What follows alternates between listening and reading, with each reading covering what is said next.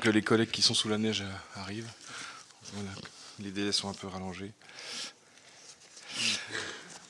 Madame l'ambassadeur, mes chers collègues, donc nous avons le plaisir aujourd'hui de recevoir Madame Sylvie Bermann, ancienne ambassadeur de France, pour tâcher de donner du sens aux évolutions mondiales que nous observons, que souvent nous subissons et que nous souhaitons pouvoir maîtriser davantage. Madame l'ambassadeur, votre longue expérience diplomatique fait de vous une interlocutrice privilégiée pour nous. Vous avez été ambassadeur de France en Chine, au Royaume-Uni et en Russie, et vous avez servi à de nombreux postes clés dans des enceintes multilatérales aux Nations Unies ou à Bruxelles. Vous participez désormais au débat public par l'écriture, le commentaire sur de grandes chaînes d'information et en président le très célèbre conseil d'administration de l'IHEDN, auquel un certain nombre d'entre nous ici ont eu la chance de participer. Les foyers de tension et les motifs d'inquiétude sont multiples et ils s'additionnent. Je crois que l'actualité de tous les matins ne me fera pas mentir. Naturellement, l'actualité suggère un premier point d'entrée. Après un an de mise en œuvre, comment analysez-vous le Trumpisme, ses objectifs, son mode opératoire, ses chances de succès dans la durée? À Caracas, les États-Unis ont renoué avec une forme classique de leur impérialisme historique formulé dans la doctrine Monroe. Mais ils menacent désormais directement le territoire européen. Qu'en penser et que faire? La revue nationale stratégique actualisée avait pour point de départ la menace exercée par les puissances révisionnistes militarisées, dans l'ordre la Russie, l'Iran et la Chine. Et donc soyons un peu provocateurs, la menace états-unienne ne devient-elle pas aujourd'hui aussi pressante que la chinoise, voire plus? Pour l'heure, l'Europe n'est pas prête à couper ses dépendances aux États-Unis. Un rapport de l'IFRI de l'automne dernier relevait, je cite, que l'autonomie capacitaire n'est pas encore en vue. Je crois qu'il n'y a pas besoin d'un rapport de l'IFRI pour s'en rendre compte, malheureusement. Et depuis le début du second mandat Trump, l'Allemagne, le Danemark, la Belgique, la Roumanie et le Royaume-Uni ont allongé leur liste d'achats auprès de Lockheed Martin. De nombreux États européens, nordiques, centraux ou orientaux avaient jusqu'à ce jour l'atlantisme pour priorité stratégique. Est-ce que cela peut changer?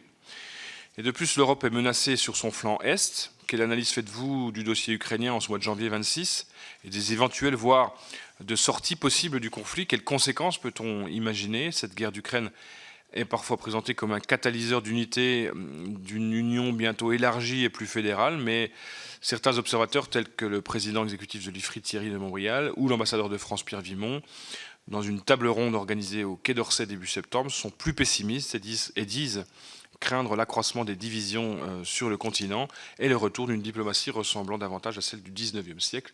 Là aussi, qu'en pensez-vous? Nous serions donc aussi heureux que vous qui connaissez de l'intérieur les sociétés et les pouvoirs russes et chinois, vous nous exposiez la perception qu'ont ces deux nations et leurs dirigeants des événements en cours et que vous analysiez la nature de leurs ambitions et de l'évolution de leurs relations bilatérales. Il est évidemment difficile d'imaginer que la politique américaine contribuera à modérer leurs propres revendications, c'est évident. À quoi donc faut-il s'attendre, selon vous? Enfin, comment jugez-vous le rôle de la diplomatie française dans l'apparition d'un monde qui, pour le meilleur et pour le pire, se rapproche du monde multipolaire que la doctrine française a longtemps appelé de ses voeux? Avons-nous seulement une idée suffisamment claire de nos intérêts collectifs? Donc je m'en tiendrai là pour ne pas prendre trop de temps dans la discussion. Je ne doute pas évidemment que mes collègues auront un certain nombre d'interrogations à votre endroit. Je vous laisse la parole pour une vingtaine de minutes et puis ensuite nous aurons l'occasion d'échanger et les collègues pourront s'exprimer les uns après les autres en s'inscrivant auprès de Marc. Madame l'ambassadeur, vous avez la parole.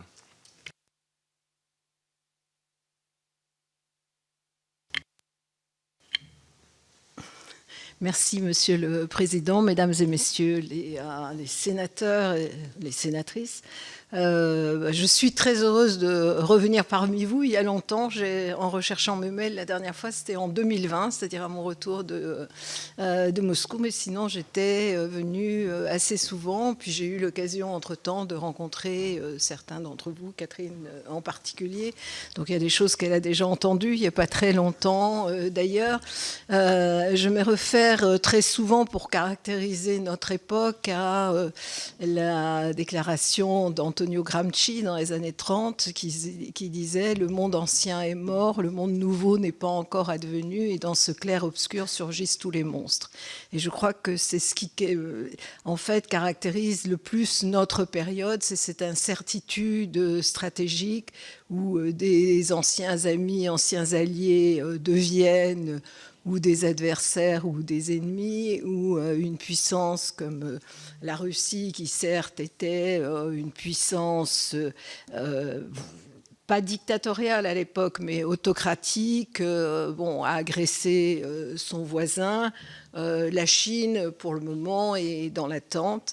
Et le problème, c'est que dans cette période où c'est la loi du plus fort qui l'emporte, et ça, c'est une évidence, l'Union européenne, qui, elle, fondait son existence, enfin sa création et son existence sur la paix, le respect des traités, la réconciliation, et aujourd'hui dans une période d'affaiblissement et effectivement d'interrogation sur son avenir. Vous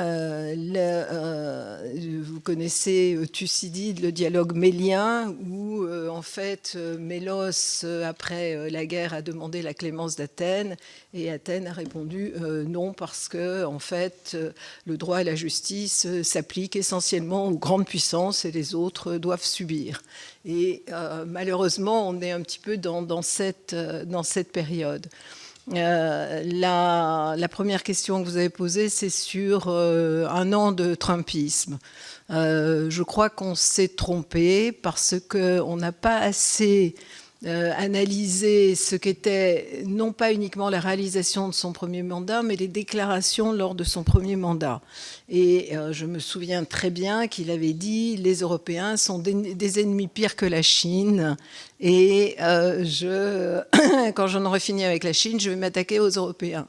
Ce qu'il a fait effectivement sans tarder, avec l'imposition en particulier de droits de douane de 15%. Et ce qui est dramatique, c'est que cette Union européenne qu'on considère comme sans doute un nain politique, un nain militaire, est considéré comme une superpuissance géoéconomique, puisque c'est le premier bloc mondial. Et on a choisi de ne pas résister, un peu par peur, un peu en raison également de nos divisions. Mais j'y reviendrai en parlant peut-être plus longuement de l'Europe. Sur la Chine, il a toujours été très clair, mais pas seulement lui. Le pivot vers l'Asie avait commencé avec Obama, et c'est là aussi, je cite souvent Thucydide, c'est le piège de Thucydide où la puissance confirmée, donc les États-Unis, ne peut pas accepter d'être dépassée par la puissance montante. Ça signifie qu'il y a d'un côté de la puissance confirmée, les États-Unis, une forme de paranoïa, et du côté de la puissance montante, une forme d'hubris également. Et c'est vrai que la Chine est en train de renforcer considérablement ses moyens militaires. Donc cette vision des États-Unis, de la Chine comme ennemi numéro un, et bon, elle remonte, comme j'ai dit, aux démocrates, mais c'est perpétué évidemment avec Trump. Et je reviens au premier mandat, parce que sur chaque chose, il renoue les fils de son premier mandat. Il a tout annoncé, en fait. Il n'avait pas les moyens, parce qu'il n'avait pas une administration loyale. Il y avait les fonctionnaires, c'était ce qu'on a appelé les adultes dans la pièce, et il a choisi cette fois-ci son équipe, il s'y préparait pendant 4 ans. Donc l'autre aspect, c'est cette confrontation, cette rivalité avec la Chine. Il parlait d'ailleurs au moment du Covid du Parti communiste chinois ou de la Chine communiste. Bon, la Chine a un parti communiste, elle a cessé d'être communiste en réalité sur le plan économique, et considère souvent que les Français sont plus communistes qu'eux. Donc cette rivalité avec la Chine, en particulier sur les questions technologiques, je l'ai entendu très souvent de la part des Chinois. La rivalité technologique, la guerre froide avec le blocus effectivement sur les puces, les microprocesseurs, qui a souvent d'ailleurs des effets pervers, parce que À partir du moment où vous avez des sanctions, vous avez détournement de sanctions, et puis vous avez industrie de substitution, c'est-à-dire que les Chinois, depuis cet embargo, ont fait énormément de progrès sur la miniaturisation des puces. Donc ennemi chinois, ennemi européen. Cette idée également, alors il l'avait pas, je ne sais pas s'il l'avait formulée à ce moment-là, de doctrine Monroe, qu'il appelle aujourd'hui Donroe, par référence à sa personne, puisque c'est quand même une personnalité essentiellement narcissique, c'est de reprendre toute l'Amérique latine, enfin et toute l'Amérique, hein, ce qu'il appelle l'hémisphère occidental, donc du nord au sud, jusqu'à la Terre de Feu. Et en réalité, les Américains s'étaient désintéressés de leur précaré, donc l'Amérique latine, et la Chine est devenue le premier partenaire de tous ces pays. Il a repris la main, d'ailleurs, dès son arrivée, avec le canal de Panama, en dénonçant les accords conclus entre Panama et la Chine, puisque c'est une entreprise hongkongaise, mais très liée à la Chine continentale, donc qui contrôlait l'entrée et la sortie du canal de Panama. L'élimination de Maduro, il l'avait déjà évoqué pendant son premier mandat. Et voilà, il est en train de réaliser ce que personne n'imaginait. Parce qu'on s'est dit, Trump est fondamentalement isolationniste, les MAGA qui le soutiennent également, d'ailleurs il y a quelques critiques parmi eux. Il avait dénoncé la politique du régime change des néoconservateurs, en considérant que ça avait débouché sur des échecs, ce qui est vrai sur l'Irak en particulier, mais finalement ce qu'il a fait est du régime change, même si c'est pas totalement le régime, mais le chef de l'État, donc en éliminant Maduro dans une opération militaire remarquablement organisée, mais qui pose quand même un problème de droit international, et d'autant plus que ça crée aussi une forme d'hubris et ce succès militaire, parce que pour le moment, le régime madouriste est toujours en place avec la vice-présidente. Ça l'incite à se tourner vers d'autres pays. Il a parlé de la Colombie, Cuba, parce que la Colombie, pour le coup, est un véritable narco-État. Également, bien sûr, Cuba qui serait la revanche sur la baie des cochons. Et puis, c'est Marco Rubio, donc, qui est fils d'exilés cubains, qui pousse depuis longtemps dans une logique d'ailleurs qui est plutôt néoconservatrice. Et Marco Rubio s'était rallié effectivement au président Trump, pas par conviction, par opportunisme. Il cherchera peut-être à être candidat en 2028 contre J.D. Vance. J.D. Vance qui s'est retiré, effectivement, qu'on n'a pas beaucoup vu sur cette affaire parce qu'il n'était pas favorable, comme beaucoup de MAGA, à des interventions extérieures, considérant que les États-Unis devraient s'occuper essentiellement de leurs affaires intérieures. Et puis, ce qui nous concerne directement, l'autre étape qui a été évoqué aussi pendant son premier mandat, c'est le Groenland. Et alors, pourquoi le Groenland? Il ne cesse de dire que c'est essentiel à la sécurité des États-Unis, alors qu'en réalité, il y a déjà une base américaine et qui peut déployer finalement presque autant de troupes qu'il veut, et le Danemark qui est prêt.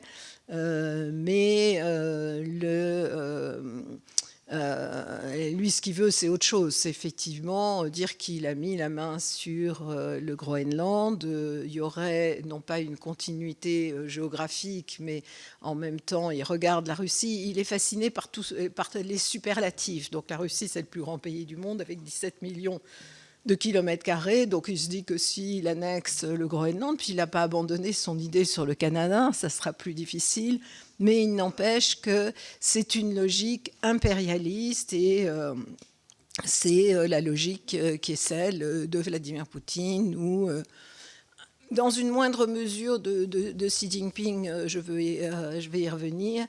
il était aussi fasciné par Vladimir Poutine. Et je ne pense pas qu'il y ait de compromat ou autre chose. Quand j'étais en poste à Moscou, mon homologue américain, qui n'était pas un vrai Trumpiste, parce je l'avais connu quand il avait été nommé ambassadeur en Chine par Obama, racontait que Donald Trump l'appelait souvent pendant le week-end, sur des réseaux non cryptés d'ailleurs, pour lui dire quelles étaient ses intentions vis-à-vis de la Russie et de Vladimir Poutine, qui l'admirait. Il voulait venir en Russie, il voulait inviter en visite d'État Vladimir Poutine, mais il l'a fait...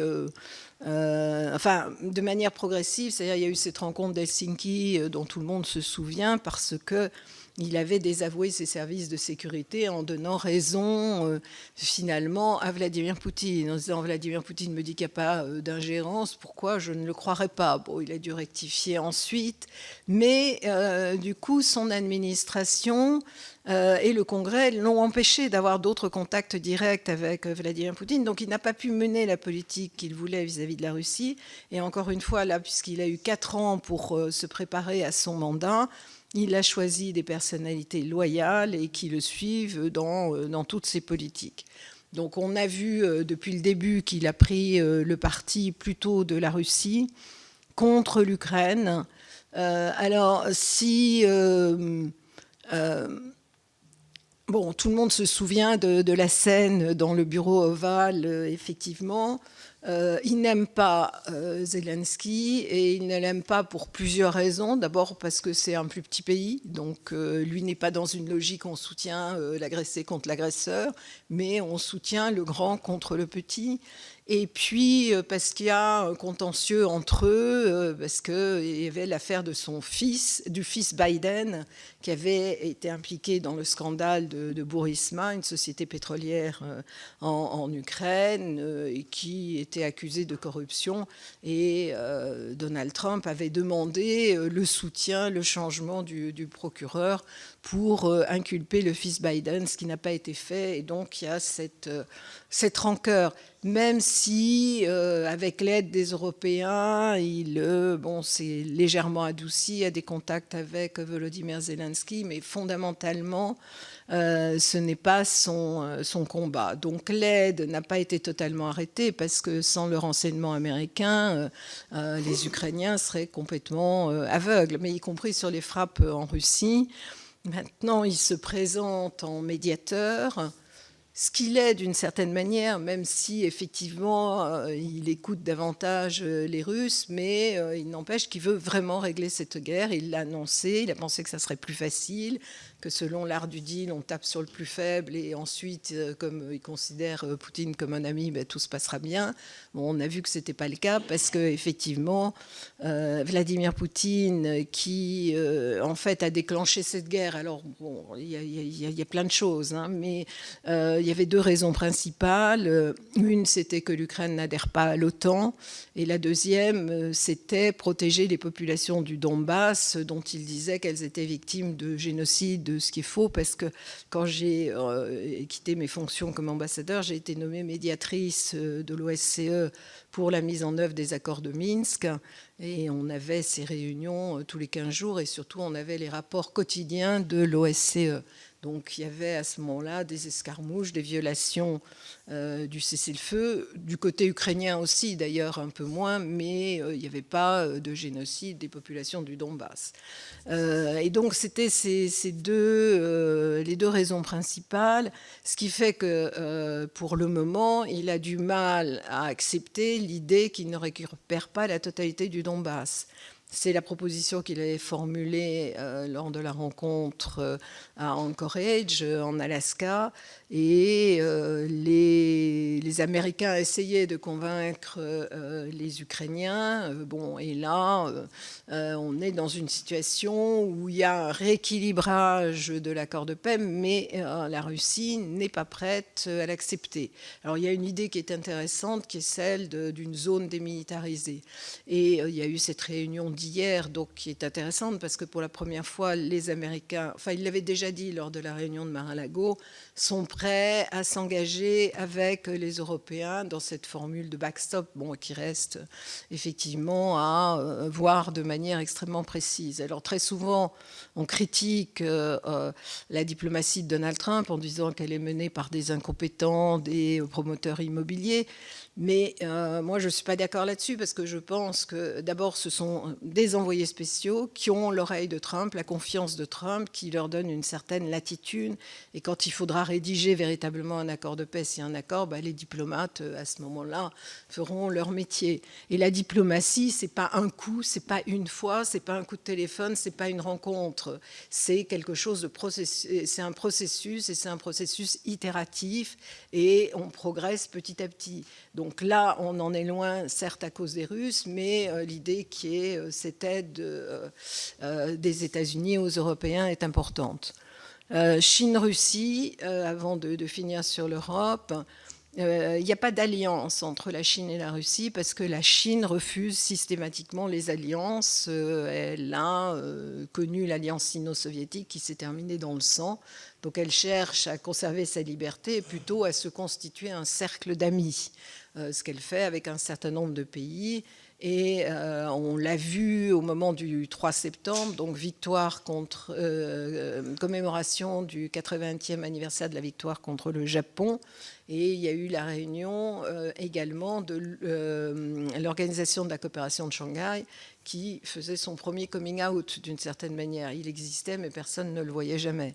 Là, il y avait en plus maudit parce que Donald Trump s'est trompé en essayant de punir et de sanctionner l'Inde, qui n'a pas accepté au nom de ce multilatéralisme et d'une politique transactionnelle dans l'ensemble du monde.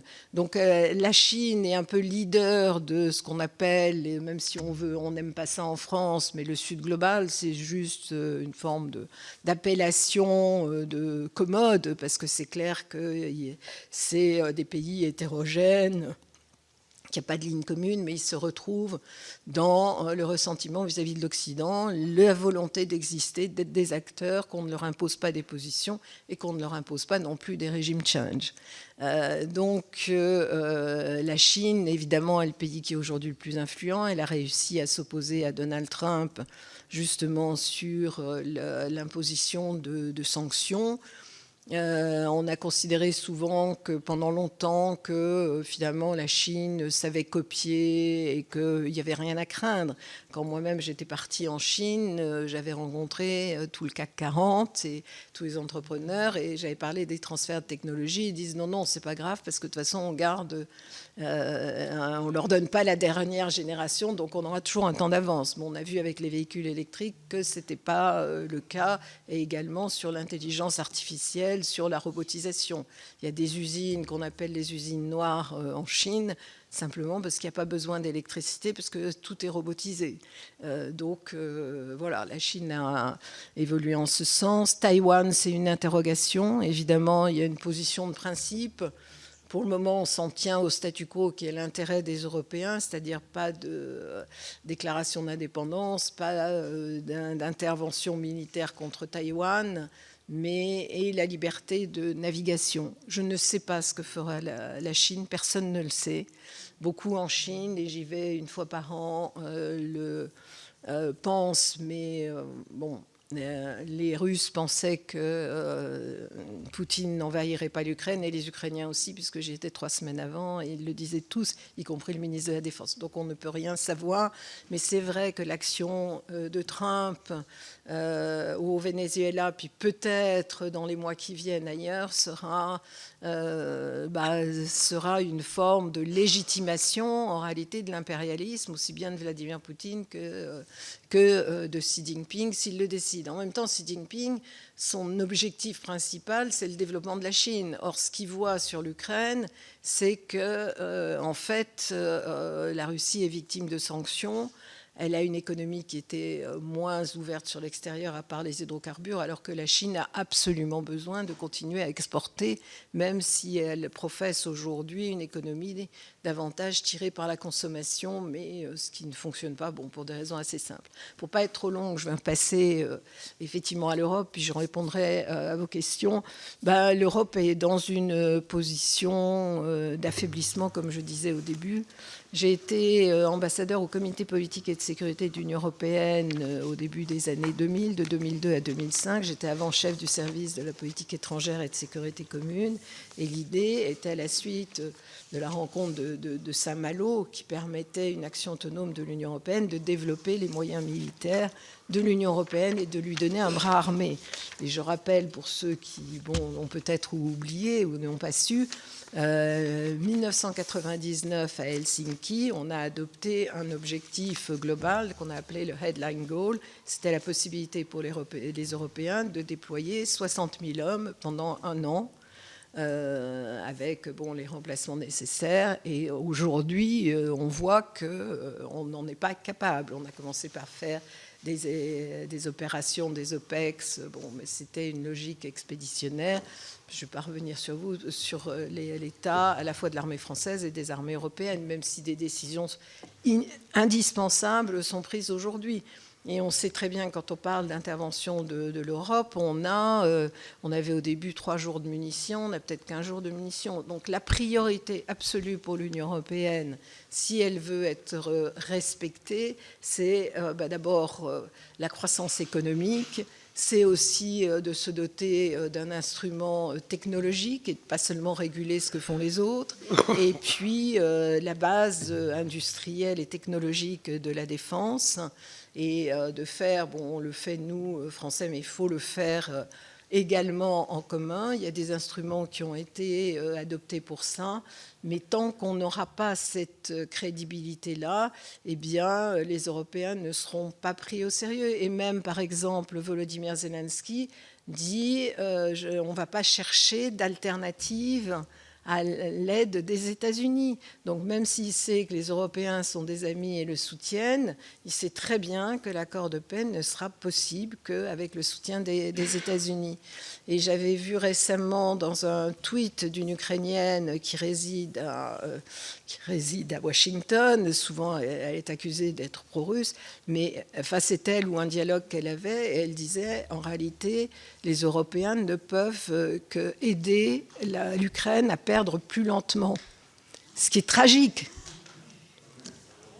Oui, mais ça correspond effectivement à la réalité. On sait que l'Ukraine ne peut pas gagner, qu'elle ne peut pas récupérer les territoires et qu'il y aura des concessions inévitables. Donc, ce qui doit être notre priorité, c'est d'abord être réaliste et aider ensuite l'Ukraine à ce que la Russie ne réintervienne pas. Voilà, je vais en finir là parce que j'ai l'impression d'être un peu trop longue. Mais évidemment, je suis prête à répondre à vos questions. Merci, Madame l'ambassadeur. Non, pas du tout. Pas trop long. C'est intéressant et passionnant. Et on va continuer avec les questions de nos collègues. Je commence par Jean-Luc Ruel. Merci, Madame l'ambassadeur.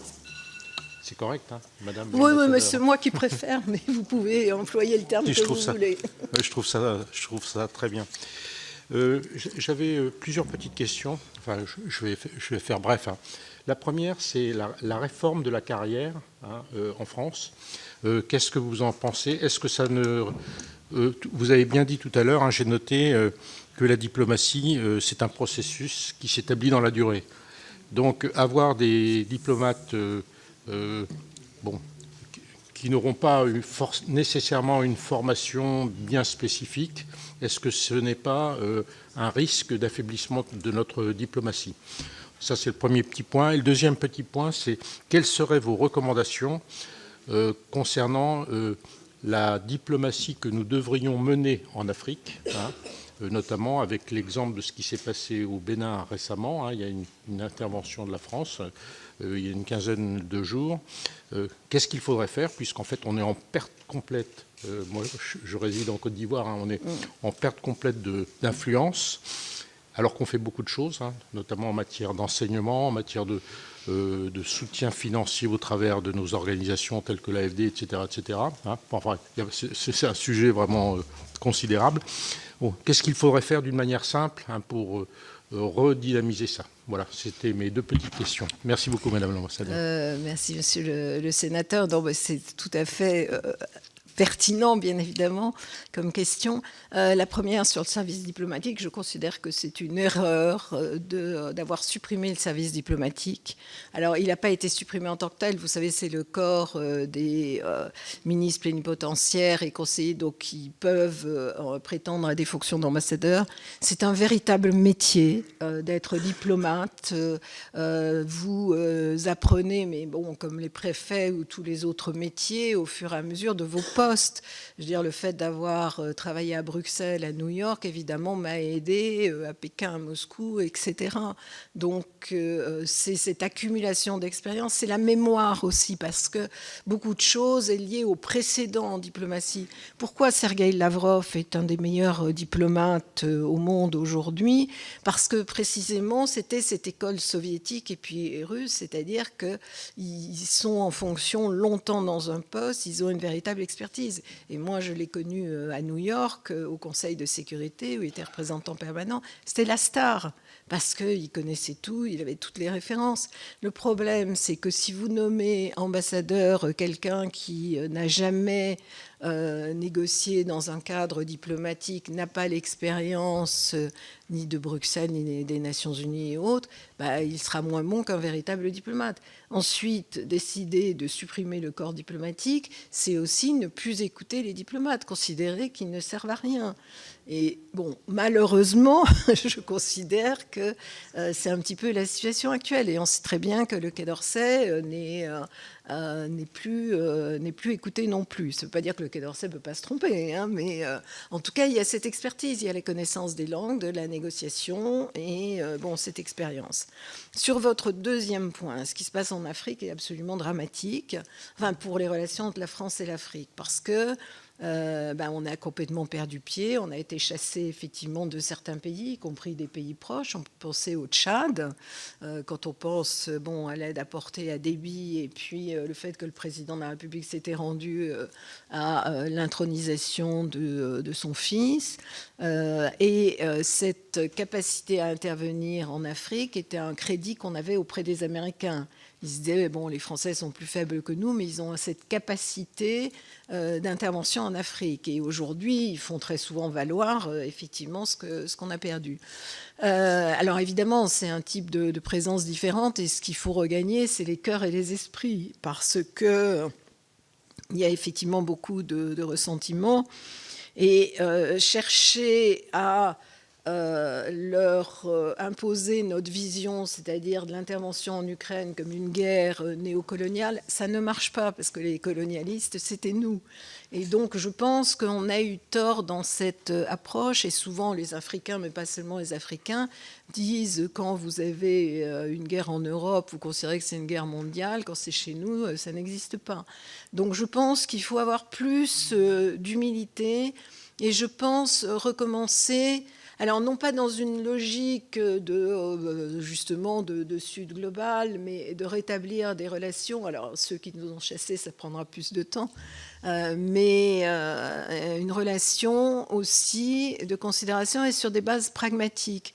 Par exemple, moi je préside le salon nucléaire mondial, qui est le plus grand salon nucléaire au monde, et je ne sais pas si vous connaissez Lassina Zerbo, qui a été à un moment premier ministre burkinabé et qui aujourd'hui est au Rwanda, qui fait d'ailleurs un sommet auquel j'irai sur le nucléaire au mois d'avril, et qui disait que lui qui avait fait ses études en France, il était plus que désolé. Il me dit, ça me fend le cœur de voir cette relation dégradée entre la France et l'Afrique.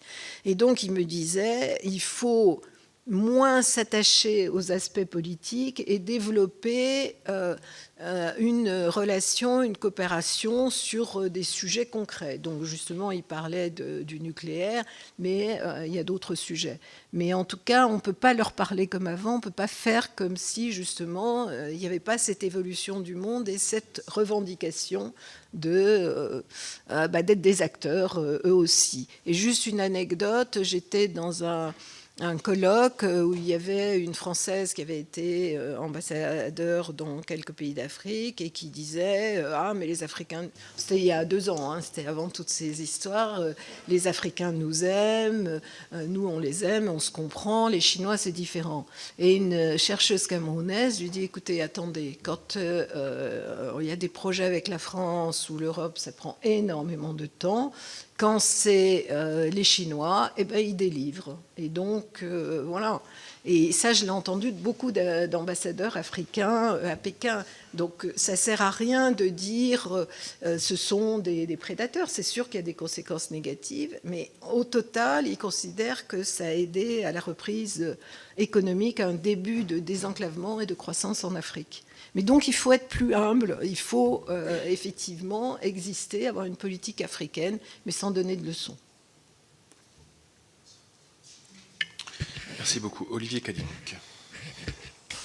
Merci, Madame l'ambassadeur, pour vos propos. Nous étions tous deux au Royaume-Uni lors du référendum sur le Brexit en 2016. 10 ans après, les sondages montrent une évolution significative de l'opinion britannique, avec une majorité de citoyens estimant aujourd'hui que la sortie de l'Union européenne a été une erreur. Comment analysez-vous ce retournement ? Le président cherche à renforcer nos liens bilatéraux avec le Royaume-Uni, notamment sur des angles comme la défense, l'énergie ou l'innovation, tout en préservant la cohésion européenne. Quelles seraient vos suggestions pour accroître ce rapprochement ? Et puisque vous avez été ambassadeur à la fois à Londres et Pékin, je voudrais évoquer Hong Kong. La situation de Jimmy Lai, citoyen britannique de 78 ans, emprisonné depuis 5 ans à Hong Kong et qui risque aujourd'hui la prison à vie pour son engagement pro-démocratie, illustre les tensions persistantes autour de la rétrocession en 1997 et de l'application du principe « un pays, deux systèmes ». Comment évaluez-vous l'évolution de la position européenne face à la Chine entre défense des droits de ses ressortissants et impératifs économiques ? La rétrocession, initialement présentée comme un modèle de transition pacifique, a-t-elle, selon vous, révélé des limites structurelles, notamment en matière de liberté fondamentale ? Quel rôle l'Union européenne et la France en particulier pourraient-elles jouer pour soutenir les valeurs démocratiques à Hong Kong? Je vous remercie. Bien, merci pour ces questions. Je suis très heureuse de vous revoir. Bon, le Brexit est une erreur. Même les artisans du Brexit le reconnaissent aujourd'hui. Maintenant, c'est très difficile de changer pour plusieurs raisons. C'est-à-dire que, à la fois du côté européen et du côté britannique, parce qu'il reste quand même des partisans d'une rupture totale avec l'Europe. On voit la progression de Nigel Farage. Et Nigel Farage, quand j'ai quitté le Royaume-Uni, on m'a dit, bon, bah, de toute façon, il y a eu le Brexit, mais maintenant, sa carrière politique est terminée. Et c'est complètement l'inverse. Bon, un des gros problèmes qui se posent, c'est évidemment la question de l'immigration, mais ce n'est pas uniquement au Royaume-Uni. Et du côté européen, même s'il y avait une demande de réadhésion, les Européens se diraient peut-être que dans 5 ans, avec un nouveau gouvernement, il y aura une autre position. Donc ça, c'est très compliqué. Donc la seule chose qu'on peut faire, en tout cas à ce stade, c'est un rapprochement entre le Royaume-Uni et la France, ce qui est fait actuellement avec la coalition des volontaires, qui est copilotée par les 2 pays. Bon, ils se rapprochent parce qu'ils ont accepté d'adhérer à Erasmus. C'était une erreur totale. C'était Boris Johnson lui-même, d'ailleurs, qui avait refusé que les étudiants britanniques puissent continuer à participer au programme Erasmus. Je pense que dans le domaine de la défense, effectivement, il y a cette relation privilégiée entre la France et le Royaume-Uni. J'avais assisté d'ailleurs à la déclaration d'opérationnalité de comment ça s'appelle, de la force conjointe franco-britannique. Donc, il faut continuer à travailler sur ces sujets, sur le nucléaire également. Alors maintenant, la question complémentaire, c'est effectivement l'Europe, parce que accorder à un pays qui a quitté l'Union européenne plus de poids qu'aux Européens, ça peut poser un certain problème et accroître la division des Européens. C'est-à-dire qu'à un moment, on pensait que la défense devait se faire à 27. Bon, on sait que d'autres pays sont divisés, mais aujourd'hui, j'avoue, pour moi qui ai travaillé 10 ans dans les affaires européennes et qui ai continué dans chacun de nos pays à défendre l'Europe, qu'on ne sait plus quels sont les contours de l'Europe, tellement les pays ont des positions différentes. Et on a vu Giorgia Meloni qui refuse effectivement de participer à la coalition de volontaires. Et puis il y a bien d'autres exemples, sans parler de la Hongrie. Donc il faut faire effectivement le maximum avec le Royaume-Uni, mais en même temps, encore une fois, ne pas ignorer l'Europe ou considérer que les autres Européens ne pèsent pas. Et ensuite, sur l'Europe, il faut arrêter, quand il y a des nominations des hauts représentants de l'Europe, de nommer des personnalités qui ne sont pas à la hauteur. Alors, voilà. Je ne donnerai pas de nom, mais vous les avez tous en tête, aussi bien d'ailleurs français qu'étrangers. Donc voilà, on ne peut pas à la fois dire on est plus fort en européen et puis ne pas vouloir que des personnalités fortes nous représentent. Sur la question de Hong Kong, alors j'étais en poste à Hong Kong, c'était même mon premier poste, à l'époque où c'était une colonie britannique, où il n'y avait aucune forme de démocratie, juste le laisser-faire à la britannique, mais c'était un gouverneur britannique et des membres du gouvernement, et les Chinois n'existaient pas. Et d'ailleurs, dans l'île Victoria, il n'y avait pas un Chinois, hein. C'était, sauf les chauffeurs de taxi, les domestiques, enfin c'était très très blanc et très britannique. Alors les Chinois avaient inventé une formule qui était intéressante, qui était un pays deux systèmes et qui a marché pendant une vingtaine d'années et qui devait servir de modèle à Taïwan. Parce qu'à l'époque où j'étais ambassadeur à Pékin, le responsable au gouvernement des affaires ou au parti des affaires taïwanaises me disait on donnera encore plus d'autonomie à Taïwan, qui pourra conserver sa diplomatie. Et d'ailleurs, ils avaient arrêté de cette diplomatie du chèque pour empêcher les pays qui reconnaissaient encore Taïwan de continuer, pour les pousser à la rupture. Ils ont dit bon, non, on les laisse faire, il n'y a pas de problème.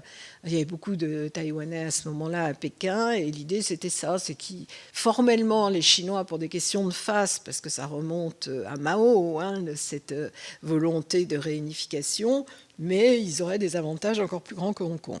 Le problème, c'est qu'on a vu ce qui s'est passé à Hong Kong avec la loi sur la sécurité, c'est qu'ils ne tiennent pas leurs engagements et ils ont remis la main sur Hong Kong. Alors, pas surtout sur les questions juridiques, sur les questions économiques, il y a encore une relative autonomie, mais effectivement, sur tout ce qui concerne les droits de l'homme, c'est impossible. Vous avez pris l'exemple de Jimmy Lai, qui est un acharnement, parce qu'effectivement, c'est un homme âgé, enfin, ça n'a pas de sens. Mais simplement, le problème des Chinois, c'est qu'ils sont arc-boutés sur ces questions-là. Et moi, je me souviens d'une époque, et je l'avais fait pour le compte de l'Union européenne, il y avait un dialogue sur les droits de l'homme entre la Chine et l'Union européenne, et à ce moment-là, on remettait des listes de prisonniers, on en discutait avec eux, on attendait des réponses. Les Français le faisaient dans des visites bilatérales, les autres pays aussi. Les Chinois, aujourd'hui, refusent totalement, parce qu'ils considèrent qu'ils sont les plus forts et qu'ils ne veulent pas recevoir de leçons des étrangers. Et cette idée de faire émerger, d'ailleurs, le Sud global répond à ça, c'est-à-dire une politique d'hostilité à toute forme d'ingérence, surtout sur ces questions-là. Les guerres commerciales, ils peuvent gérer, mais tout ce qui concerne les droits de l'homme, non, parce qu'ils considèrent que Gorbatchev est tombé là-dessus. Et donc, le parti communiste étudie ça comme un cas d'école pour éviter que ça se reproduise. Ce qu'il faut faire, je n'en sais rien. Désolée, je pense qu'il faut continuer à exprimer nos préoccupations préoccupation, mais on n'est plus dans une logique si on se réfère au rapport de force où on peut exiger des Chinois telle ou telle politique. Mais rappeler en tout cas nos préoccupations, ne serait-ce que pour des raisons humanitaires. Merci beaucoup. Catherine Dumas. Merci, Monsieur le Président. Madame l'ambassadeur, donc vous nous avez montré comment la Russie et la Chine n'ont pas d'alliance, mais plutôt un pacte stratégique qui se dessine de plus en plus dans le monde, avec un rejet des valeurs occidentales quand même, je pense que ça c'est ce qui les relie, et puis aussi un partage des zones d'influence. Alors dans le cadre de ce partage des zones d'influence, au-delà de l'ours et du dragon, il y a un troisième pays qui est le pays le plus peuplé au monde, qui est l'Inde. Vous en avez parlé, mais très très brièvement tout à l'heure, qui est une démocratie avec des élections, on parle plutôt d'une autocratie. Nous avons eu l'occasion, dans le cadre de cette commission, d'effectuer un travail sur ce pays, et avec notamment Hugues Saury, de nous y rendre. Un pays où il y a très peu de contre-pouvoirs, d'ailleurs, mais un pays qui occupe une place dans une autre zone stratégique du monde. Donc, comment, à votre avis, ce pays va évoluer dans cet affrontement, enfin, en tout cas, ces prises de position entre la Chine, la Russie, les États-Unis et donc ce quatrième pays? D'abord sur la Chine et la Russie, en fait, ce qui est intéressant, c'est que les deux pays ne s'intéressent qu'aux États-Unis et de tout temps. Les Russes, pour avoir la parité, et il y a la nostalgie de l'Union soviétique, non pas pour le régime, mais justement parce que c'était une superpuissance, même si c'était un colosse au pied d'argile, mais le partenaire, c'est le partenaire américain. La Chine, y compris à l'époque de Mao, c'était un second choix en réalité de l'Union soviétique et puis la Russie, mais ils n'ont pas eu le choix parce que effectivement la relation ne s'est pas développée avec Washington. Je vais pas revenir à l'époque maoïste ou bon, mais par exemple même Xi Jinping, quand Xi Jinping a été élu par le parti, c'était la deuxième réélection d'Obama. Et dans toute la presse chinoise, il y avait le parallèle entre les deux hommes. Et Obama, d'ailleurs, était très populaire. Il y avait des t-shirts avec lui en casquette, avec l'étoile rouge. Il y avait... et donc, Obama avait invité à Sunnylands Xi Jinping. Et on parlait à ce moment-là d'un G2. Et c'était le rêve chinois, même si finalement, il disait, mais pas du tout. Bon. Et puis, il y a eu ce pivot vers l'Asie, ce qui fait que ces deux pays ont considéré qu'ils avaient un ennemi commun qui était les États-Unis. Et il y a un principe en diplomatie, hein, c'est l'ennemi de mon ennemi et mon ami. Et c'est sur cette base-là qu'ils ont des relations, non pas parce que les deux peuples s'apprécient, s'aiment ou sont intéressés par leur culture, mais parce qu'effectivement, c'est un pacte stratégique, parce qu'ils ont cette même vision. Alors, pas d'ingérence occidentale, pas d'hégémonie occidentale, dédollarisation du monde, parce que ça donne un pouvoir exorbitant. Le dollar donne un pouvoir exorbitant aux États-Unis. Alors, l'Inde, les relations entre la Chine et l'Inde, on le sait, sont conflictuelles. Et contrairement à la Russie et à la Chine, qui ont réglé leurs problèmes territorial. Il y a eu un accord en 2004, parce que j'entends beaucoup de gens dire « Ah, mais ils ont un conflit territorial ». Non, ça, c'est fini. Mais avec l'Inde, il y a un conflit territorial, on le sait très bien, et il y a souvent des escarmouches et il y a une vraie méfiance. Mais l'attitude américaine fait que, et cette volonté de punir, et cette logique d'extraterritorialité des sanctions, fait qu'il y a ce rapprochement entre la Chine et l'Inde, en tout cas au plus haut niveau. D'ailleurs, c'est pour ça que Modi est allé à Tianjin. Alors, comme vous le dites, l'Inde, c'est plus une démocratie, hein. Il y a des élections, mais enfin, c'est un État qui est, enfin, un dirigeant qui est aussi un mâle alpha, avec une politique très sectaire, effectivement, dans le pays, bon, sur le plan religieux, mais également sur sur le plan ethnique. En revanche, l'Inde a défini effectivement une politique transactionnelle qui les appelle multi-alignement. Alors, il se trouve que je connais très bien le ministre des Affaires étrangères indien parce que c'était mon homologue à Pékin et que c'est quelqu'un de très, très intelligent, de très conceptuel, qui a écrit un livre qui s'appelle India Way, et effectivement qui conceptualise cette politique de relations totalement sortie de l'idée de bloc. C'est un peu le non-alignement traditionnel qui appelle le multi-alignement. Donc s'ils veulent des relations avec Washington, ils les ont avec la Russie en même temps, avec la Chine s'il le faut, par intérêt, et c'est ça qui compte effectivement pour les Indiens.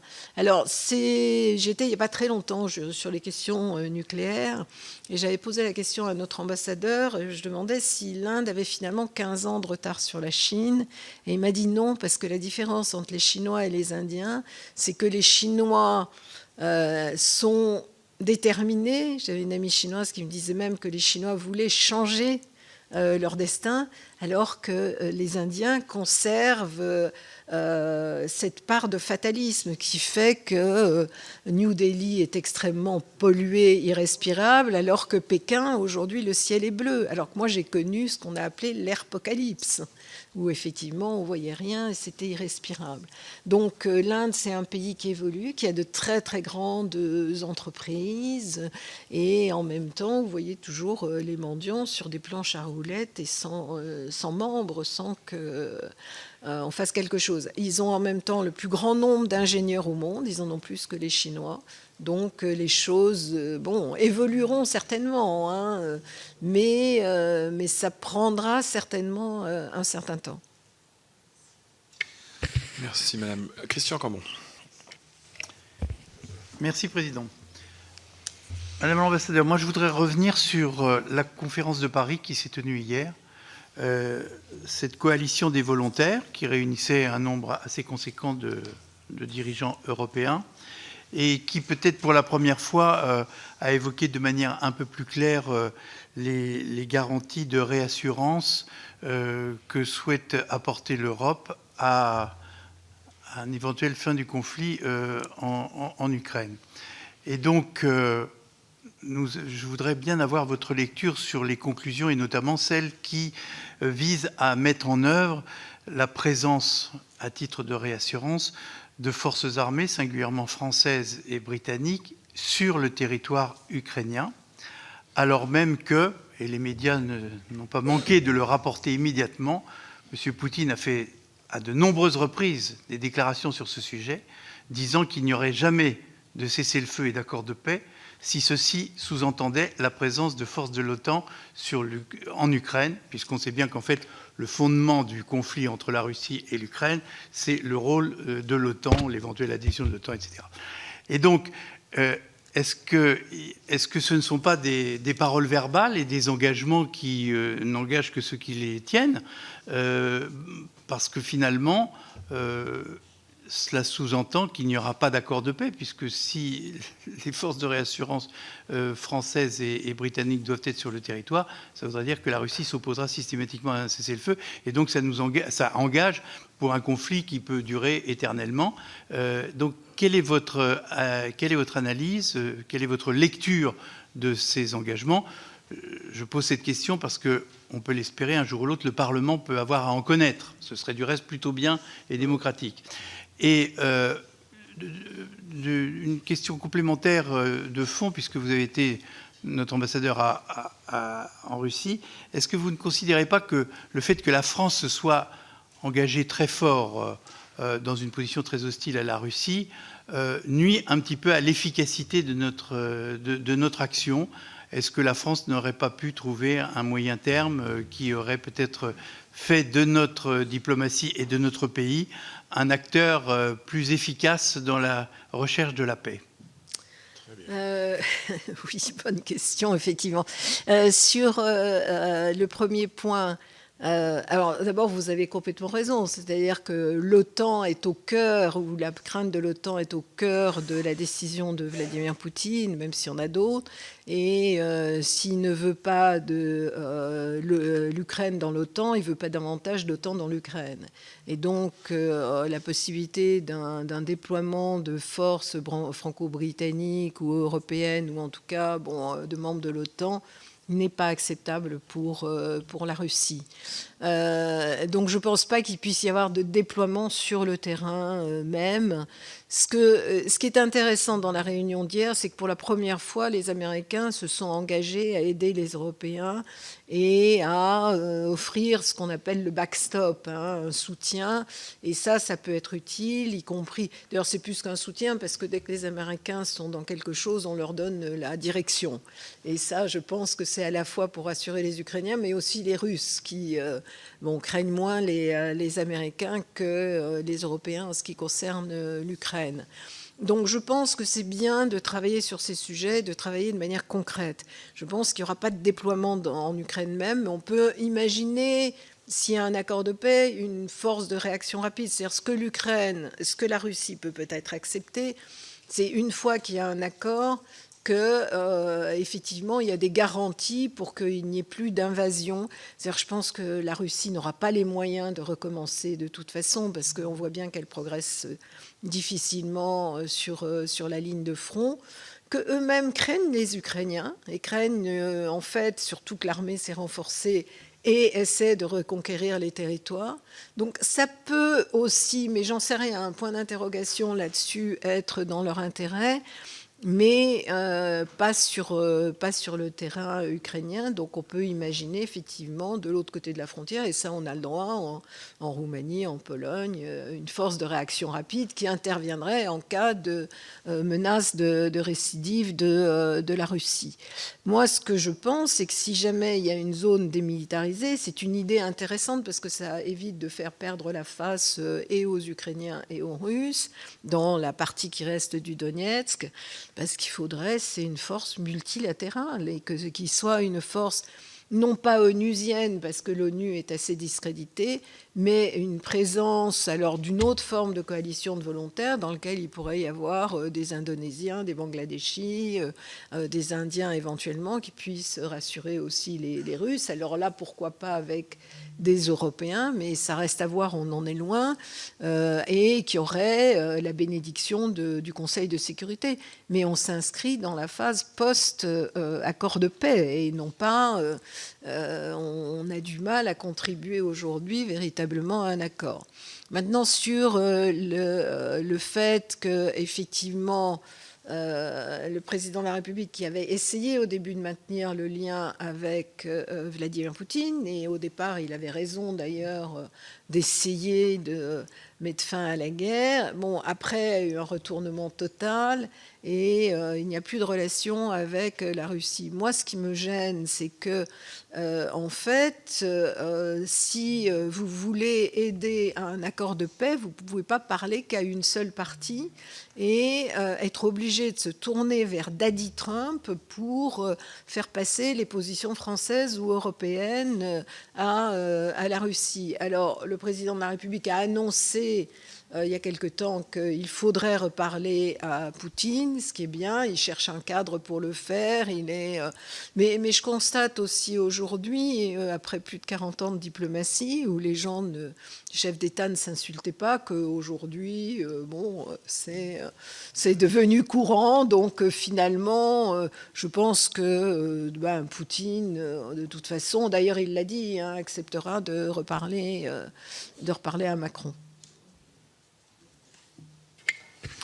Merci beaucoup. Nicole Duranton. Merci, Monsieur le Président. Merci, Madame l'ambassadeur, pour vos différentes analyses qui sont passionnantes. Donc, vous l'avez dit, vous avez 40 ans de diplomatie derrière vous. Donc, votre expérience couvre des contextes diplomatiques très différents, bien entendu. Donc, autoritarisme chinois et russe, démocratie britannique. Comment adapter nos méthodes d'influence selon les régimes ? Diplomatie économique, culturelle de défense, quels leviers ont été les plus efficaces efficace dans vos différents postes et où la France doit-elle investir davantage?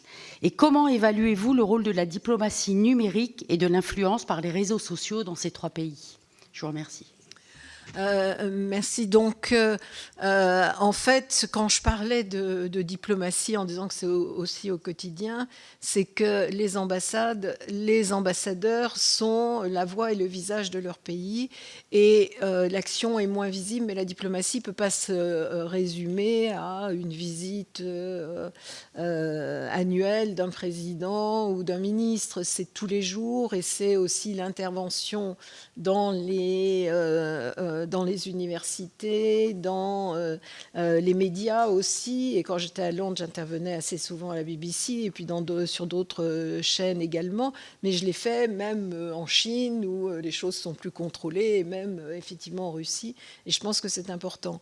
Je pense que tous les volets de la diplomatie sont essentiels. Et quand vous avez des relations diplomatiques, politiques qui sont difficiles, eh bien c'est important de développer justement cette diplomatie culturelle, scientifique, économique, bien évidemment. Et je l'ai fait en particulier avec la Russie.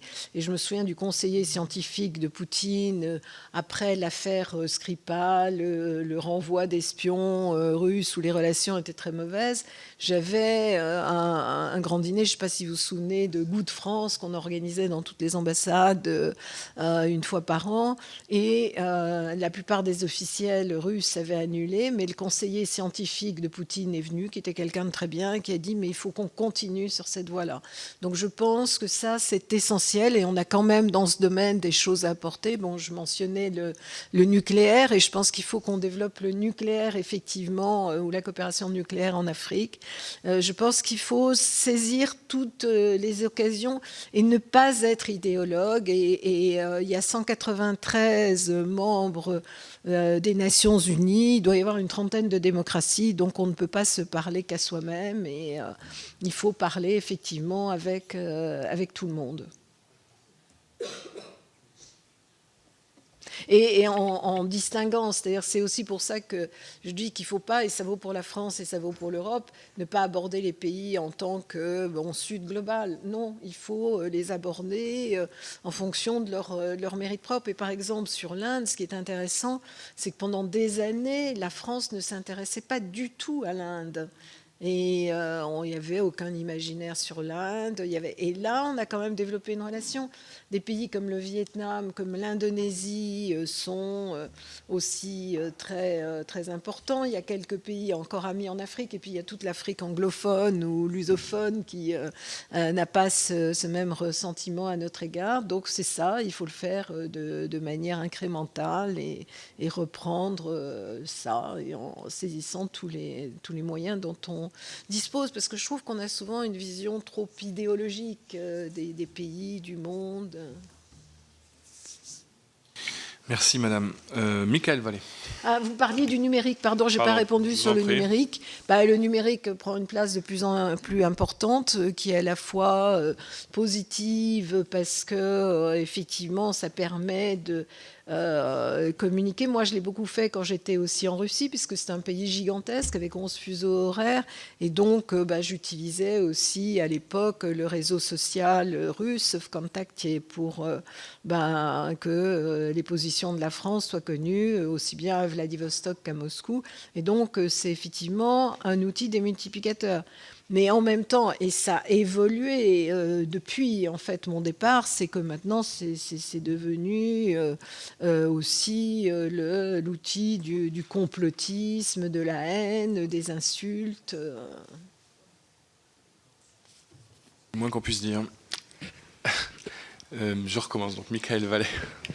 Merci, Monsieur le Président. Madame, bonjour. J'aurais aimé que vous puissiez nous aider à dissiper ou à lever un mystère qu'on observe depuis quelques jours. On est passé assez rapidement sur la question du Venezuela, qui est quand même un basculement, puisque maintenant on prend au sérieux les déclarations du président Trump sur d'autres perspectives à suivre, et les fils d'information là depuis ce matin sur la question du Groenland surchauffent. Ma question est la suivante. Il y a eu une déclaration du ministre des Affaires étrangères, il y a eu une déclaration du président de la République retweetée par le président américain, qui est probablement la marque du fait que nous en sommes de cet hémisphère-là et que ça rassure un certain nombre en tout cas une certaine partie de la classe politique française. Il y a un terme qui n'est utilisé par personne, qui n'est pas non plus utilisé par les journaux les plus sérieux. Moi, j'ai été très frappé de voir, je ne veux pas citer lesquels, mais que des canaux d'information très sérieux ont pu utiliser le terme d'extradition sur Maduro, ce qui est quand même totalement sidérant. Donc le terme qui n'est utilisé par personne est celui de coup d'État.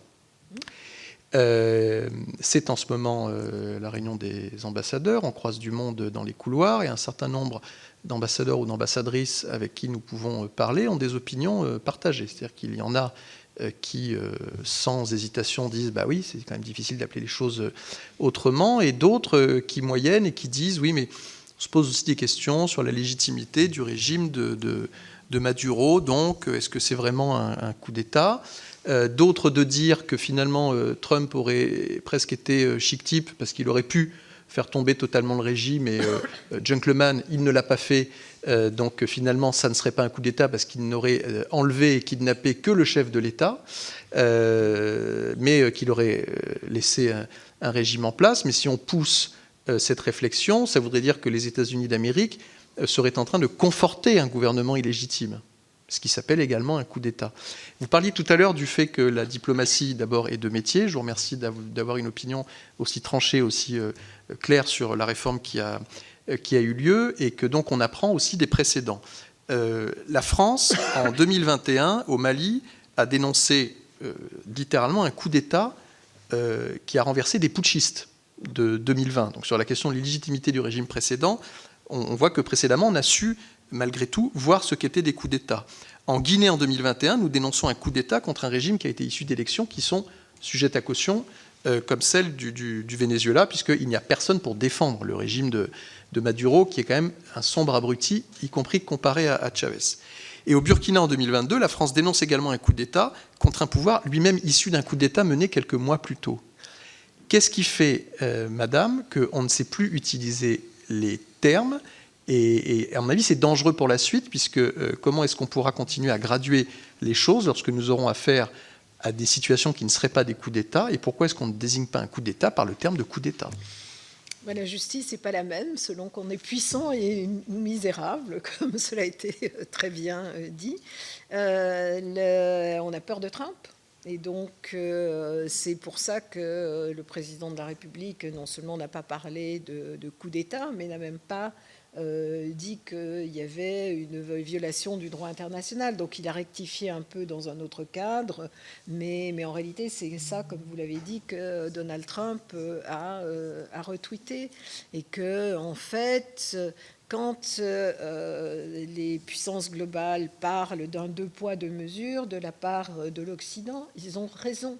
On a passé notre temps, effectivement, à faire ça. Bon, sur l'Irak, la France s'y était opposée, mais c'est, comme on le dit pour l'Ukraine, c'était une guerre d'agression non provoquée. Il y a eu énormément de morts civiles, de crimes de guerre, et on n'a pas inculpé George W. Bush. Et donc ça, tous ces pays, aujourd'hui, nous le ressortent. Maduro, c'était effectivement un dictateur qui a volé les élections. Est-ce que ça autorise pour autant les États-Unis à le renverser ? Alors autrefois, les États-Unis faisaient du régime change avec l'illusion d'instaurer la démocratie, mais ça a été un tel désastre, que ce soit en Irak ou en Libye, que Donald Trump n'a pas voulu faire ça, mais en même temps, il conforte les successeurs de Maduras, qui sont autant d'ailleurs favorables à Maduro qu'avec sa vice-présidente et puis toute l'équipe. Bon, il faudra voir comment les choses évoluent. Mais quand on qualifie, ça dépend du pays. C'est-à-dire que c'est facile sur des petits pays ou en Afrique, et ça l'est moins avec les États-Unis. D'autant plus qu'avec la priorité ukrainienne, les Européens sont complètement inhibés. D'ailleurs, si vous avez vu la déclaration de Merz, chancelier Merz, c'est encore pire. Il dit « Ah, mais c'est la complexité, il faut qu'on y réfléchisse. » Bon.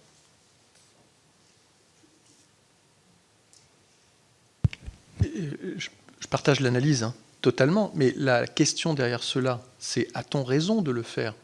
Parce que bien évidemment qu'il faut être un peu sioux, que la diplomatie, ça consiste pas, comment dire, à s'écraser ou à être toujours poli, mais à obtenir ce qu'on veut dans son intérêt, tout en laissant à l'autre la possibilité de dire qu'il l'a obtenu aussi. Enfin, nous étions dans un monde civilisé, j'espère qu'on y est encore, mais la question c'est, est-ce que ce comportement-là est un comportement habile?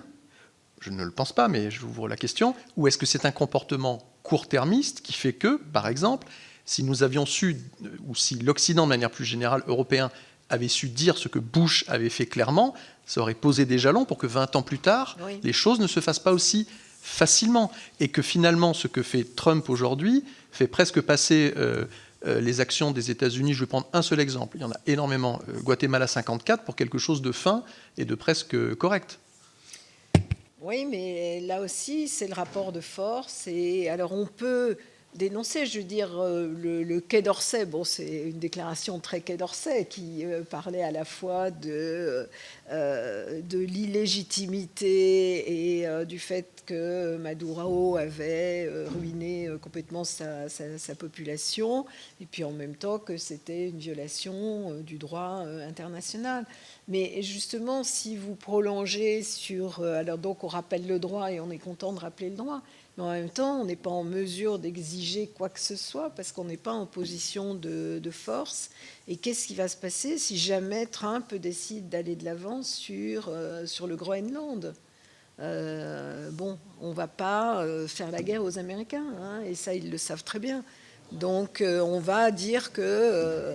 il y a eu une déclaration qui a été faite par 7 Européens, voilà, disant que le Groenland appartient aux Groenlandais et aux Danois, et que, bon, une coopération avec les États-Unis est souhaitable. Mais au-delà de ça, qu'est-ce qu'on fera s'ils le font? Et s'ils le font, c'est une catastrophe pour nous. Et quand vous dites que ça rassure parce que c'est l'Occident, en réalité, l'Occident est mort. Parce qu'il n'y a plus d'alliance entre les États-Unis et l'Europe. Et quand lui parle de l'hémisphère occidental, il se réfère à la doctrine Monroe de 1823, mais on n'est pas dedans. D'ailleurs, c'est une formule curieuse, hein, mais c'est ça que ça vise. Non, mais on est, encore une fois, dans une situation où on est affaibli et où on a mis du temps pour le voir, parce qu'on avait encore tendance, au début de la guerre en Ukraine, à vouloir, à considérer qu'on était le centre du monde et que les autres pays devaient s'incliner. Et la prise de conscience est douloureuse, mais elle est récente, avec des pétitions de principe qui sont justes, hein, sur le renforcement de l'Europe et de sa défense, mais on n'y est pas. Pardon ? Sans effet. Pour l'instant, non, mais c'est déjà bien qu'il y ait la prise de conscience et une volonté de renforcement. Merci beaucoup. Alain Joyandet. Merci, Monsieur le Président, Madame l'ambassadrice, ambassadeur. Merci d'être avec nous et bravo pour cette brillante carrière, 40 ans, vous avez rappelé tout à l'heure. À ce sujet-là, ça m'intéresserait de savoir quel jugement vous portez sur le rôle de la technostructure, aussi bien onusienne que européenne, depuis un certain nombre d'années. Cette technostructure qui a beaucoup participé aux stratégies politiques de nos grands responsables. Et je vais revenir concrètement sur 2 points, l'Afrique et l'Ukraine. En Afrique, on avait une très très grande influence quand on faisait du business avec l'Afrique. Vous avez dit tout à l'heure, il faut arrêter de donner des leçons, il faut du concret. Moi, quand j'ai eu en charge cette politique pour le gouvernement, les relations avec l'Afrique, on nous disait arrêtez de vous prendre pour le ministre du Commerce extérieur, il faut faire de la coopération sur les bases philosophiques et éthiques qui sont les nôtres. Résultat des courses, 20 ans plus tard, on n'est plus en Afrique. Un exemple concret, très concret, 5 millions d'euros dans un lycée à Dar el Salam, payé à 100% par les Français, et ce sont les Chinois qui l'ont construit. D'accord ? Et vous savez pourquoi ? Parce que les règles naïves des Européens consistent à ne pas apporter à nos partenaires des éléments concrets, mais à mettre de l'argent dans une caisse commune et à lancer des appels d'offres internationaux. En 2010, ceux qui dénonçaient ça étaient considérés par la technostructure comme des apprentis sorciers. Et le constat, il est là. Donc ça veut dire qu'il faut revenir à des choses simples, des choses concrètes. Et pour avoir des relations diplomatiques fortes avec nos partenaires, il faut leur apporter des choses. Et il faut que ceux qui apportent soient clairement identifiés, ce qui n'est plus le cas. Je suis content d'avoir entendu votre remarque sur l'Afrique tout à l'heure en disant qu'il faut arrêter de donner des leçons, il faut revenir à des choses concrètes. Ça fait 20 ans qu'un certain nombre d'entre nous le disent. Résultat des cours, ceux qui ont fait comme ça, les Chinois, sont aujourd'hui à notre place en Afrique. Donc, et à l'époque, quand les élus politiques ou les ministres disaient ça, la technostructure disait non, non, c'est pas votre boulot de faire ça, il faut nous laisser faire. Je porte un regard très positif sur le corps diplomatique français, je m'empresse de le dire, et sur sa très très grande qualité. Mais il faut quand même faire des constats et puis peut-être en tirer les conséquences. Et ça m'amène à parler de l'Ukraine. Parce que vous avez dit, c'est stupéfiant ce que vous avez dit, l'Europe ne peut qu'aider l'Ukraine à perdre un peu moins vite. Est-ce que vous ne pensez pas qu'il faudrait peut-être arrêter et puis qu'il faudrait peut-être avoir une petite défaite tout de suite plutôt qu'avoir une grande défaite encore plus lourde en pertes humanitaires et pendant qu'on met nos moyens là-bas et qu'on ne s'occupe pas de nos intérêts, eh bien le temps passe et ceux qui font du business avancent. Parce que le résumé de ce que vous nous avez dit, enfin moi c'est comme ça que je le ressens, c'est que seule la diplomatie économique permet d'avancer. Les pays forts en économie, les pays qui ont de l'argent, les pays qui ont de l'influence arrivent à obtenir des victoires diplomatiques. Et puis les autres, c'est-à-dire nous, les Européens, les Français, on fait des commentaires. On connaît bien la situation, on la commande très très bien. Et on fait des réunions, mais pendant ce temps-là, les autres avancent.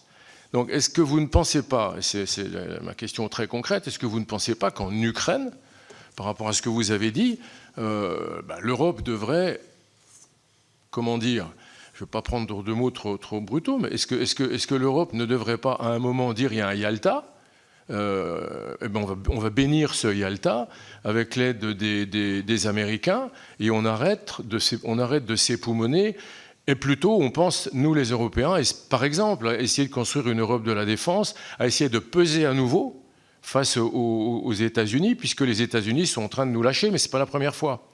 Donc, vous voyez, deux questions. Donc, est-ce que vous pensez que l'on s'est trompé depuis un certain nombre d'années, donc la technostructure avec, la diplomatie avec, et puis concrètement en Ukraine, est-ce que vous ne pensez pas qu'il faudrait arrêter de contribuer à ce que l'Ukraine perde un peu plus lentement? Alors, sur la première question, vous parliez de technostructure onusienne et européenne. Je pense que ça vise plutôt l'Europe en réalité et la logique européenne qui était, et moi j'ai bien connu ça effectivement, où on avait des accords qu'on appelait de 4e génération dans lesquels on mettait des exigences en termes de droits de l'homme, de lutte contre la corruption qui n'ont jamais servi à rien. Et on a financé des cabinets, souvent d'ailleurs anglo-saxons, pour donner des leçons à ces différents pays. Il n'y a eu aucun progrès en matière de lutte contre la corruption, mais ça nous empêchait, avec ces conditionnalités, effectivement. Alors qu'on lutte contre la corruption, c'est nécessaire, bien évidemment, mais ce n'est pas en leur donnant des leçons, en leur donnant des textes que les choses peuvent changer. Il faut qu'on vérifie, justement, quand on donne de l'argent, que ça ne parte pas dans les canaux de corruption. Mais pendant ce temps-là, pourquoi les Chinois ont réussi? Parce qu'effectivement, c'était une aide sans conditions particulières, même si après, quand il y avait endettement, ils rachetaient les actifs. Mais en tout cas, les Africains, et ils m'avaient dit à Pékin, ne vous en prenez qu'à vous-même. Hein, si les Chinois vous en remplacez, c'est parce qu'ils offrent des choses concrètes. Et absolument. Et je pense que... alors les Chinois m'avaient dit, c'était le moment du lancement des routes de la soie en 2013, on a réfléchi et on a vu ce dont les pays avaient besoin, pas seulement d'ailleurs en Afrique, hein, mais en Asie centrale, en Amérique latine. Et ils disaient ils ont besoin d'infrastructures justement pour se développer. Et nous, on refusait.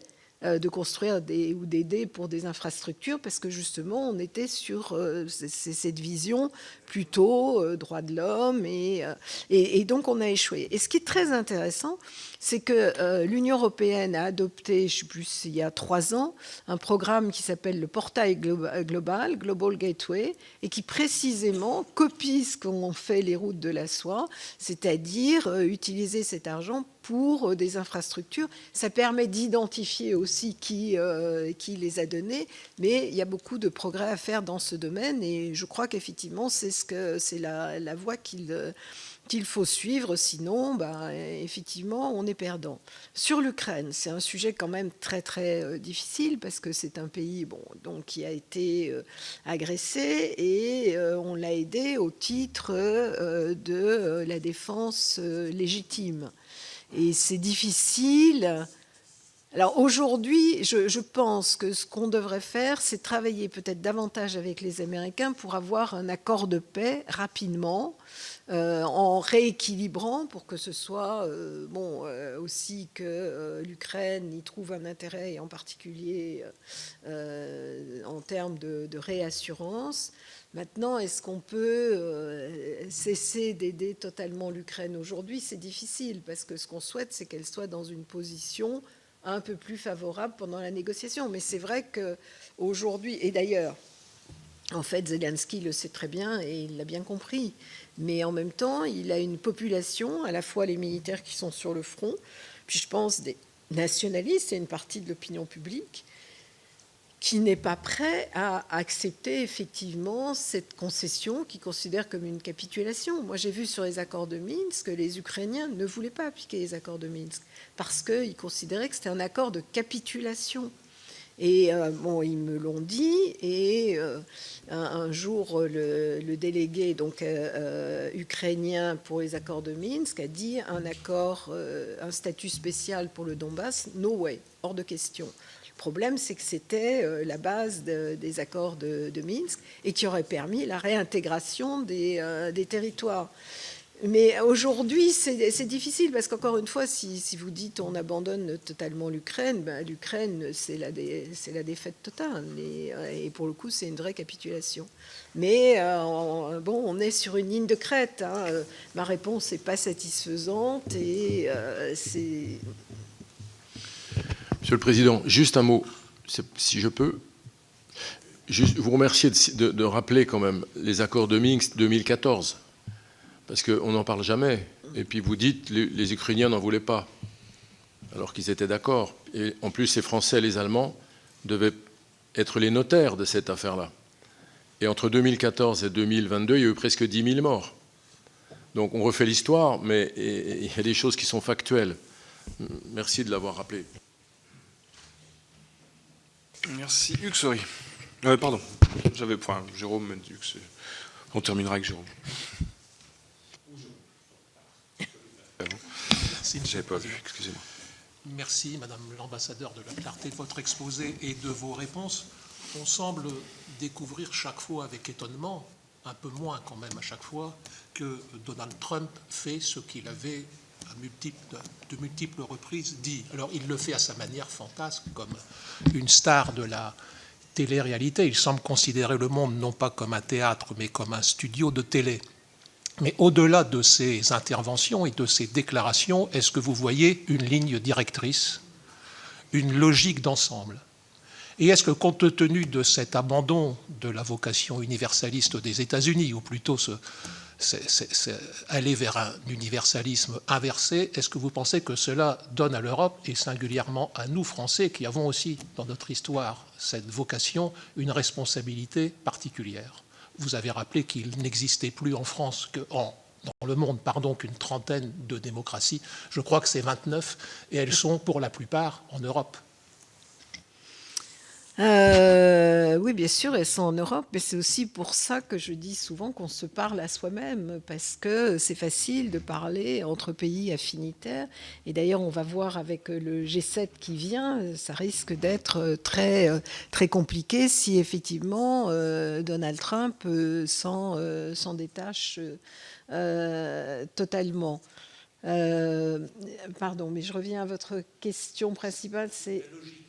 Oui, alors non, mais je pense que malgré son côté fantasque, mal élevé, iconoclaste, tout ce qu'on peut utiliser comme qualificatif à propos de Donald Trump, mais je pense qu'il a une vision qui est tout à fait cohérente, qui se trouve dans la stratégie de sécurité qui est très claire. Donc c'est America First. Et ses relations avec les différents pays continents sont fondées essentiellement sur cette base. Alors, il disait qu'il n'engagerait jamais de guerre et qu'il mettrait fin à celle qui existe. Alors, il n'a pas engagé de guerre jusqu'à présent, parce qu'il fait des coups. Et ensuite, il se retire, c'est ce qu'il appelle la paix par la force. Alors, ça reste à voir, hein, mais en fonction de ce qu'il fera dans les différents pays qu'il a évoqués, et en particulier au Groenland.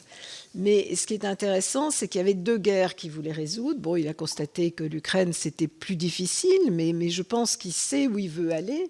Mais bon, il a du mal à convaincre pour le moment. D'ailleurs, les 2 parties, hein, même si Volodymyr Zelensky est prêt à céder sur certaines choses, mais je l'ai dit tout à l'heure, ça serait suicidaire aussi pour lui de paraître capituler. Mais il y a une autre guerre qu'il a voulu résoudre, qui est le Moyen-Orient, et j'en ai pas parlé tout à l'heure. Donc il n'a pas résolu la guerre, mais en même temps, alors que Blinken était allé 11 fois au Moyen-Orient pour essayer d'obtenir la libération des otages en contrepartie d'un cessez-le-feu, ben c'est quand même Trump et son envoyé spécial, Witkoff, qui sont parvenus. Ça ne veut pas dire que la question palestinienne est réglée, que la question du Moyen-Orient est réglée, mais en tout cas, justement, parfois avec ces idées iconoclastes, les choses peuvent bouger. C'est-à-dire des idées que les diplomates traditionnels ou les dirigeants qui appartiennent à ce qu'il a qualifié d'État profond ne pourraient pas faire. Donc oui, il y a cette vision, mais elle n'est pas bonne pour nous parce que... Mais ça fait longtemps que les Américains considèrent qu'on est des vassaux. L'affaire AUKUS, que vous n'avez pas oublié, c'était pendant la période Biden. Et je ne sais pas si ça sera J.D. Vance ou un autre, mais il est clair qu'ils ne considèrent pas les Européens à égalité.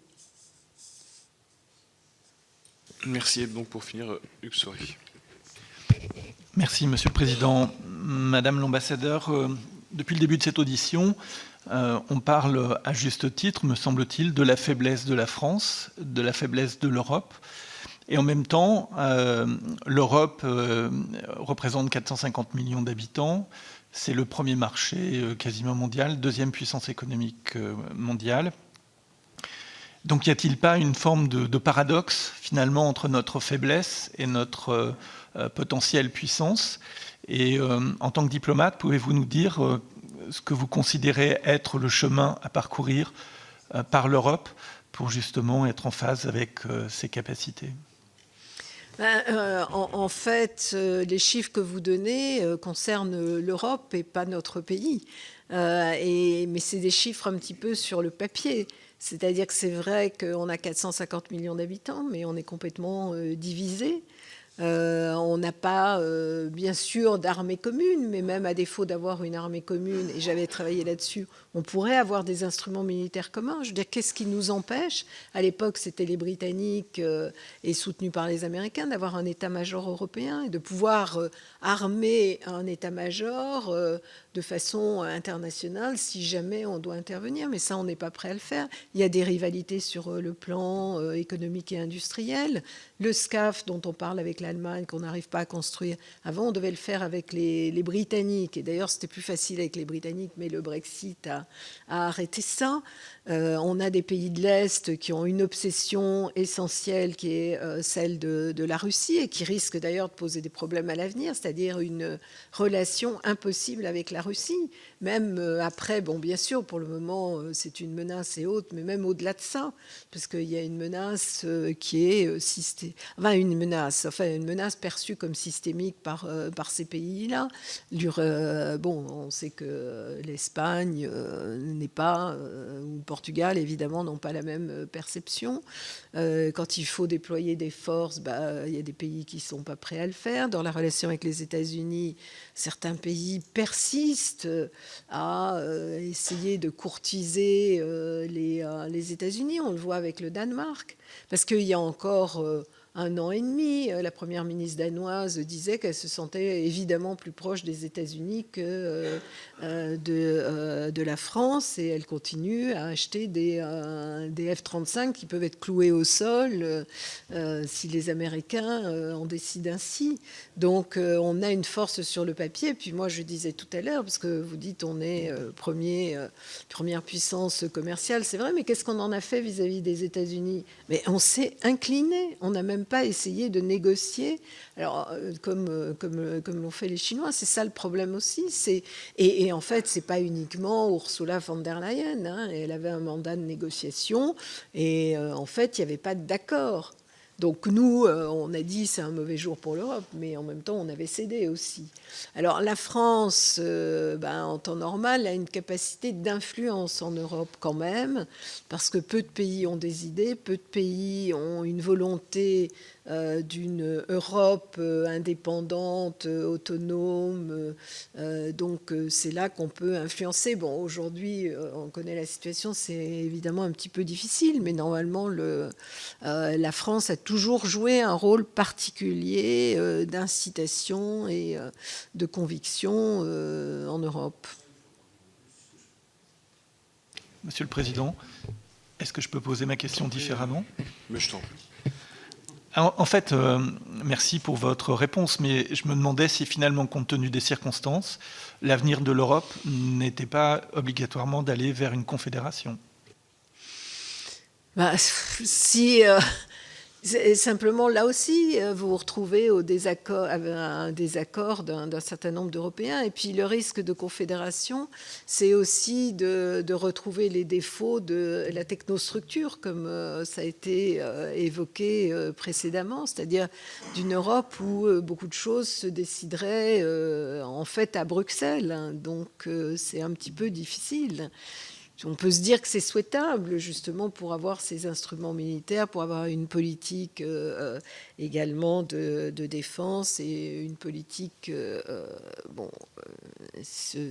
industrielle, technologique, l'union des marchés hautes, mais on n'en est pas là.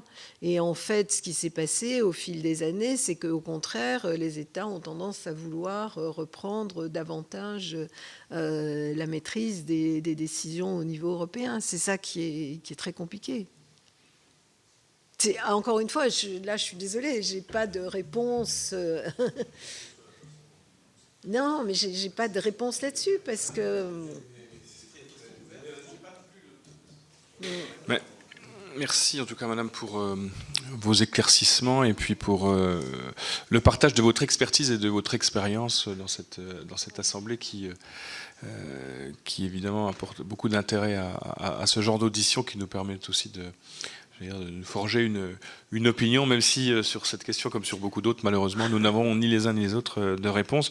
Je voudrais quand même rapidement revenir sur Yalta, si vous me permettez, parce que si ça a été une solution en février 1945, je reste à penser quand même que ça a été le départ de la guerre froide, que ça a été quand même l'installation des régimes communistes dans les pays de l'Est avec une soixantaine d'années de dictature pour un certain nombre de pays qui n'avaient pas choisi cet avenir-là, et que c'est évidemment la division de l'Europe en bloc Est-Ouest. Il y a une carte hier qui circulait sur les réseaux et que j'ai fait d'ailleurs diffuser sur Public Sénat hier soir, qui était assez drôle parce qu'elle constituait une carte du monde divisée de manière très enfantine par 3 traits, Mi, Xi et Poutine, et qui démontrait très clairement que la zone d'influence dans laquelle se trouvait la France était celle de Poutine. Je crois qu'il faut se prémunir d'un certain nombre de solutions faciles. Si demain nous devions, à la manière de Yalta en février 1945, avoir un accord entre les grandes puissances, je ne suis pas certain que la France pèserait grand-chose dans un accord comme celui-là. Je ne sais pas ce que nous deviendrions alors, et donc je considère toujours qu'il est important de continuer à se battre avec les Ukrainiens pour faire en sorte qu'on évite un certain nombre de catastrophes qui adviendraient inéluctablement. Mais je crois qu'il faut aussi qu'on arrête de considérer, vous l'avez très bien démontré, que c'est la posture de la France qu'il faut regretter. Ce qu'il faut regretter, c'est que l'Union européenne ne soit pas en capacité de s'opposer aux Américains aujourd'hui, et je crois que ça a été démontré au cours de vos différentes démonstrations. En tout cas, merci infiniment. Je rappelle, puisqu'on n'est pas dans une émission de télé, mais que vous avez fait réalisé un très bel ouvrage, L'ours et le dragon, qui, je pense, développe davantage encore, peut-être que nous l'avons fait aujourd'hui, les idées que vous nous avez exposées. Alors peut-être que les derniers rebondissements de l'actualité, mais malheureusement ils sont quasiment quotidiens depuis plusieurs années, on bouleverse un peu les hypothèses, mais en tout cas, je crois que le mérite d'une audition comme celle-ci, et puis des ouvrages que vous avez l'occasion de rédiger et des commentaires que vous faites à la télévision, c'est aussi de permettre aux uns et aux autres de réfléchir à la situation dans laquelle nous sommes. Et je crois que c'est important, cette audition a été captée, que celles et ceux de nos concitoyens qui le souhaitent puissent suivre ces auditions pour s'informer, parce que je pense que le bouleversement auquel nous sommes en train d'assister est absolument considérable et que nous n'en avons pas tout à fait encore conscience. Mais malheureusement, les choses changent et il faut que nous essayions de peser dans cette espèce de bouleversement des plaques tectoniques dans lequel malheureusement la force l'emporte sur le droit, et la grande question qu'il faut se poser, je pense, c'est de savoir quelle est notre force. En tout cas, merci beaucoup. Oui, il semblerait que oui. Ah oui, tout est dit, absolument. Mets ton micro, Christophe, en plus. Merci beaucoup en tout cas, madame, et puis nous n'hésiterons pas à vous réinviter pour affiner encore un peu plus la situation, puisque, comme je le disais, la situation évolue à peu près tous les matins quand on se lève pour voir ce que Donald a bien pu dire dans la nuit. Merci beaucoup. Merci. Mais ne quittez pas la salle.